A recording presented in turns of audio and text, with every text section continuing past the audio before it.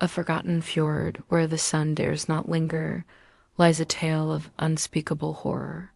A saga etched in blood and bone, whispered only in the darkest corners of the north. I, the last survivor of a doomed expedition, bear witness to the Wulfkin Curse. We set sail beneath a sun that did not rise. 12 of us raiders and rune knowers, sons of the fjord and slayers of men called by King Elgar the Bald to rid his coast of a thing that came at nightfall, a thing that tore throats and souls alike, a thing the villagers called Ulfskug, the Wolf Shadow. The dead were not buried. There were none to bury. Only bones picked clean and left in spirals. Only eyes left open and facing inland. We swore by Odin's left eye and Thor's broken tooth to put it down, but not all oaths are holy, and not all monsters come from Midgard. We arrived at dusk, docked at the village of Higvand, where the roofs were sagged like broken wings and no dogs barked. The hall stood, empty, food upon the long table, meat untouched, doors locked from the inside. Egil the Black found the first symbol carved into the wood above the hearth, a spiral of teeth etched in tar. He touched it. He screamed for an hour. When we opened his cloak, we found no wound, only a word carved into his back, letter by letter, from the inside out. Fifirin Vaknar. The father awakens. We set a watch. We set 12 fires. We rang the bells of iron and recited blooded runes. Still it came. The Ulfskug did not walk. It unfolded from the shadows. Tall as 2 men, furless, pale, its limbs reversed, its eyes missing. It wore faces. Not its own, faces from the dead.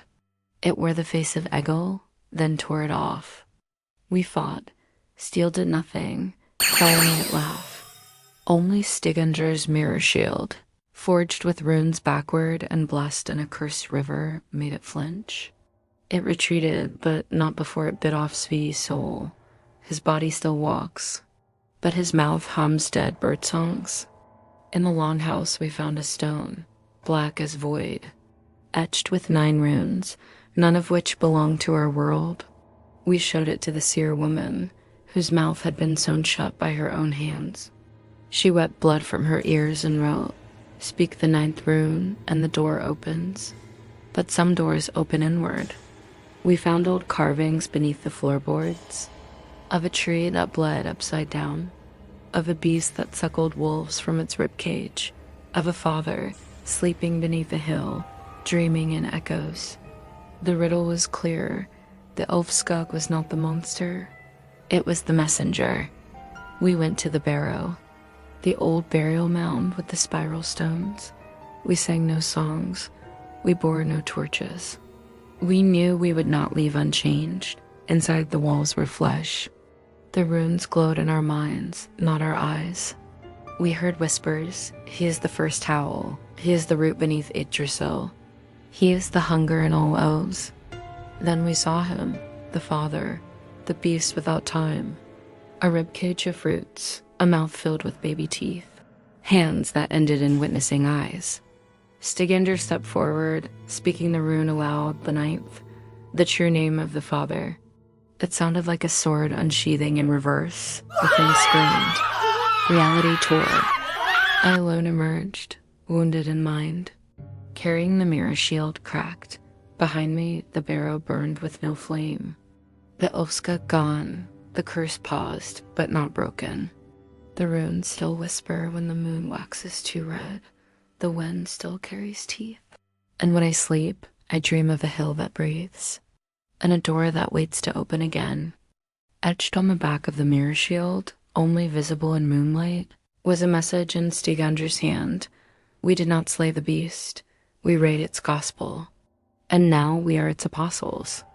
The tale of the Wulfkin Curse haunts me still, a shadow that clings to the edges of my sanity. In the dead of night, when the wind howls like a beast in agony, I feel the weight of that cursed expedition pressing upon my soul. The memories of Higvand, that forsaken village where horror took root, refused to fade. I see Egil's face, contorted in a silent scream, the unholy runes etched into his flesh. I hear the laughter of the Ulfskug, a sound that defies description, part wolf's howl, part child's cry, all nightmare. The scent of burning flesh and ancient evil lingers in my nostrils, a constant reminder of our folly. We were fools, all of us. Brave, perhaps, but fools nonetheless. We thought ourselves heroes, venturing forth to slay a monster. Instead, we awakened something far worse, a primordial evil that should have remained entombed for eternity. The seer woman's blood-scrawled warning echoes in my mind. Some doors open inward. How right she was. We did not merely open a door. We tore down the veil between worlds, between sanity and madness, between life and a fate worse than death. I alone carry the burden of survival, but at what cost? My dreams are no longer my own. They belong to him now, the Father, the beast without time. In the depths of slumber, I walk the flesh walls of that accursed sparrow, feeling the pulse of an ancient alien heart beating beneath my feet. I see through eyes that are not my eyes, witnessing horrors that no mortal mind was meant to comprehend. The cracked mirror shield lies hidden, wrapped in layers of cloth and sealed with runes of warding. Yet even now, I feel its pull. The runes etched upon its surface seem to shift and writhe when I dare to look upon them, whispering secrets that threaten to unravel the very fabric of my being. Stigginger's final message haunts me most of all. "We are its apostles," he wrote.